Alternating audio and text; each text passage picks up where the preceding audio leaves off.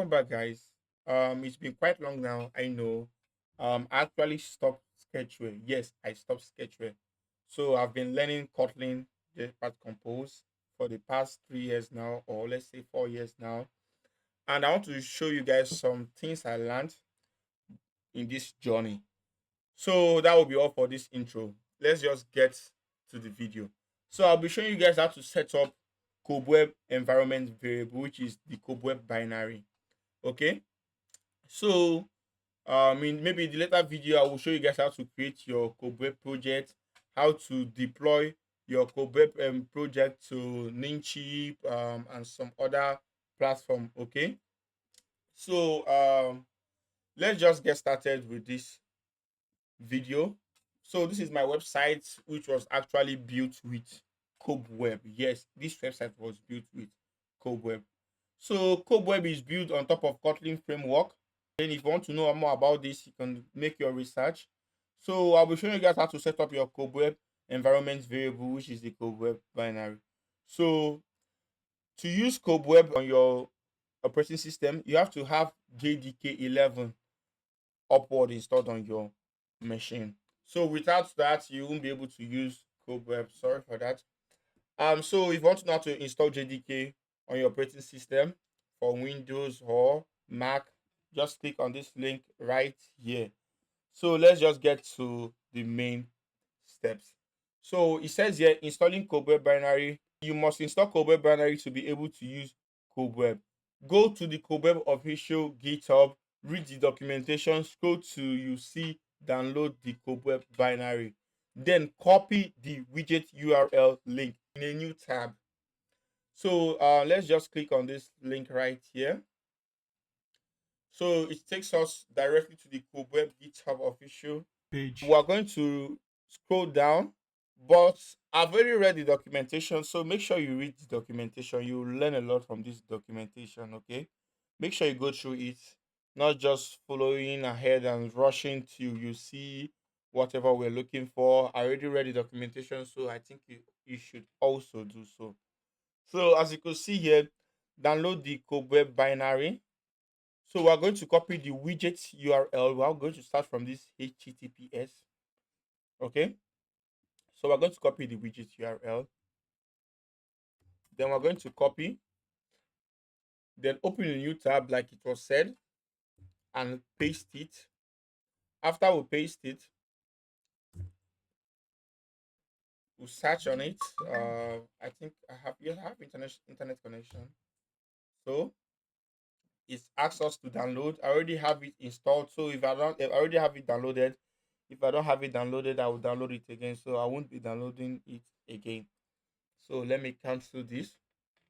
Let's go back to our site here. So here it says what next? After downloading the kobweb binary, if it's a zip file, first extract it. But it should be a zip file. When you download it, it should be a zip file. So once you download the kobweb binary, you have to extract the zip file. Very, very important.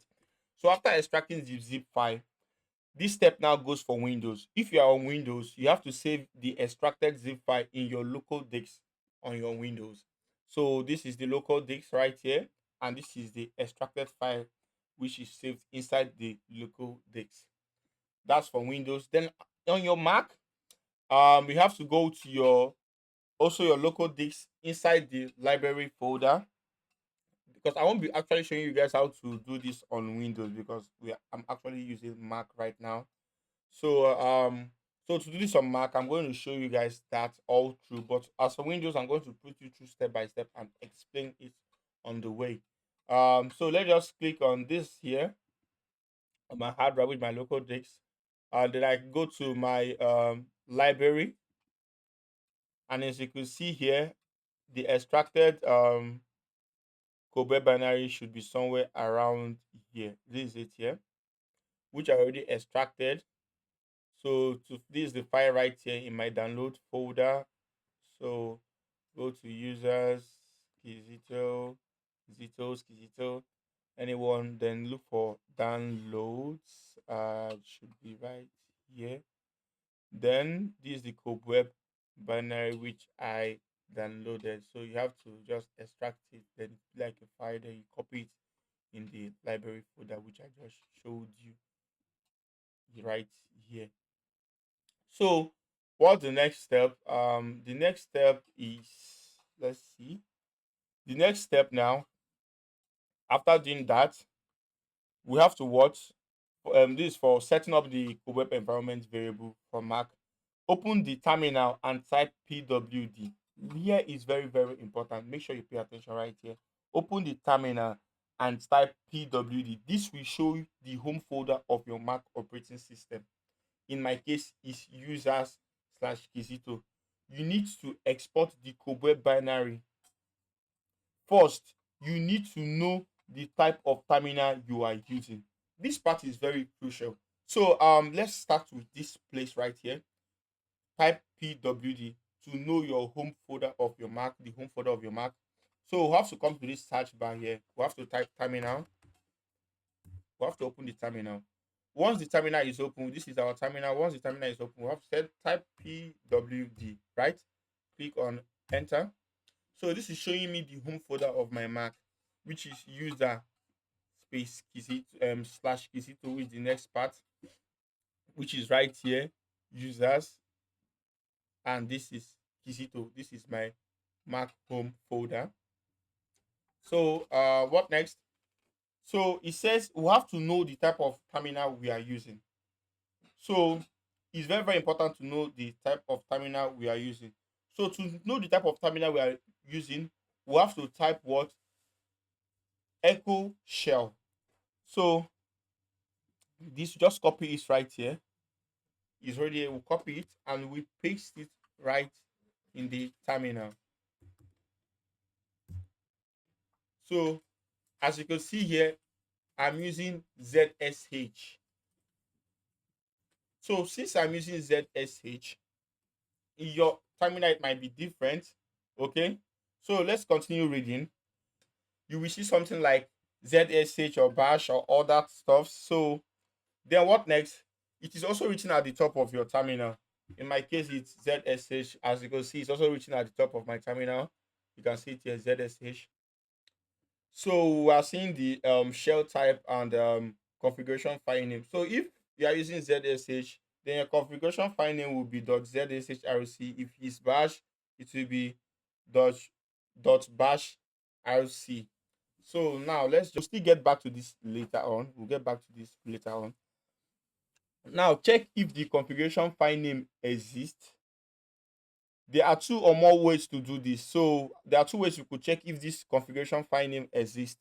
One, through the terminal, two, through the file manager. So first we'll be using what, like we said, we'll be using the terminal method. So in our terminal, we're going to type ls-al. So let's copy this and just paste it down in our terminal right here and enter.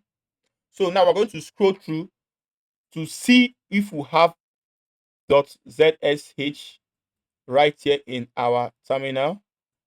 So we're going to scroll to see if we have .zsh right here in our terminal. So as you can see it here, we have .zshrc, .zshrc in our terminal. This is what we're looking for. So it means the file already exists. The folder, oh yes, the file already exists. So the other way is to use the file manager. Just go to our local disk. Then we have to go to our home folder, which we already showed on how to check the your home folder, your Mac home folder, which mine is users and Kizito.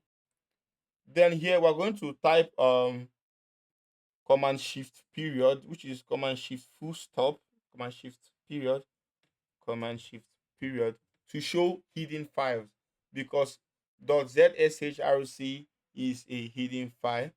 So as we could see the file here, which means it exists .zshrc file. Okay. Now what next in the instructions? So it says using the terminal. I already explained this. It will show the items. We already showed that. We already explained that. Look for ZSHRC file. As you can see it in the image right here. Two, using the file manager. I already told you about this. You have to use command shift and period to show hidden files, and we could see the ZSHRC file here. So then if you can't find the .zshrc file, then what you're going to do, you have to create the .zshrc file. But if if our terminal is using bash, we have to what, create a bash rc file. So to do that in the terminal, since I'm using zsh rc file, so I'm going to create a zsh rc file. Well, I'm just going to copy this touch.zsh rc file. But if you are using bash, you use touch.bash rc file. So let's just go back to our terminal, and we're going to type this .zshrc file. Click enter. So the file has been created. So now that we've created the .zshrc file, we have to now export our kobweb binary bin path. We have to export our kobweb binary bin path. So there are two ways we can do that. Also using the terminal or using our local disk. Okay. So to do this using the terminal, we are just going to type open ZSHRC. Then if it's on bash, open bash RC. So since we are using ZSH, I'm going to copy this open ZSHRC and go to and type it in the terminal or terminal and type open.zshrc and hit enter. As you can see, this file, the .zshrc file, will be opened. Let me cancel this. Then if you want to use the through the file manager through our local, then we have to just click on this ZSHRC file and just click on it. And as you can see, it's still going to give us the same thing. It's going to open the .zshrc file. So if you don't have this .zshrc file before, it's going to be empty. There won't be any parts listed there. So, but I'm still going to show you how to create the parts inside them, how to add or export the parts inside our .zshrc file. So to do that, we have to open our kobweb binary folder and look for the bin part. So we have to open our exported kobweb binary folder, which was like I said, I saved it in my library. Inside the library, you will see the kobweb binary. Then we are looking for the bin part inside the kobweb binary. So to do that, we are going to go to our if you're on Mac, or rather, just follow me if you're on Mac. We're going to go to our local disk. Okay. So inside our local disk, we're going to go to library. They are going to look for the kobweb binary, which we exported here, which is this in my case, kobweb binary bin part. So this is the kobweb binary bin part. So we have to copy the part. So just highlight on any item there, click option, then you go to get info. When you click on get info, as you can see, you have to copy the part here to this bin part right here, as you can see. Then you click on copy. So once you've done that, you scroll down, you click on paste. So as you can see, this is our bin part. This is our kobweb binary bin part. Okay. So what we're going to do, you have to just add this line of code right here. Okay. You have to add this line of code right there. This one right here. Export parts equal to $ part. You copy this, okay, and add it right here at the beginning of the part which we copied, which is this here. So this is going to be our kobweb binary bin part. As you can see, it's same thing with what I have above here on my Mac operating system. Okay. So once you are done with that, I'll remove this because I already have it. You have to save it. Make sure you save it. You click here, you go to save. Okay. So now it's saved. So same thing with the instruction I gave here and save it. So we are done with this part. We are done with this part. We are done with this part. So to check if the kobweb binary has been exported successfully, we have to exit the terminal and open it back. Then type kobweb space version. That's on Mac. So we have to what? Exit the terminal. This is the terminal right here. We have to exit the terminal option, quit. We have to quit the terminal, open the terminal back again, and type kobweb space version. And as you can see the kobweb and the version right here, this means kobweb binary has been successfully installed on your Mac operating system. So that's that for Mac. So let us go back and continue the steps for Windows. So if you are using Windows, sorry I won't be able to show you the video, but I'm going to show you guidelines on how you can do it. I'm going to break it down. It's even easier on Windows. Yeah, it's easier on Windows. So let me just show you how to do it. So you have to just open your Windows search bar and just look for your environment variable. That's it. Click on open your system environment variable. Click on advanced. Click on open environment variable. Right. So this is it right here. Look for your environment variable right here. Then you click on advanced right here. Then you click on environment variable right here. This is the next step, always compulsory. Then the next thing we're going to do in the system variable section, look for the path variable, select it and click on edit. But if the path variable is not found, then create it. Let's open this. As you can see, this path variable here already exists on my Mac. So I don't have to create a new one. I only have to edit it so I can add maybe new parts inside it.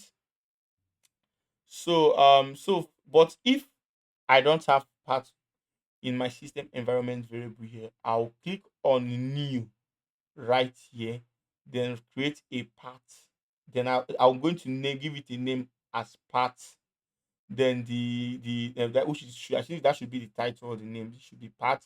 Then I'll add the part which I want in it. Okay, so let's leave this for now and head on to the next step.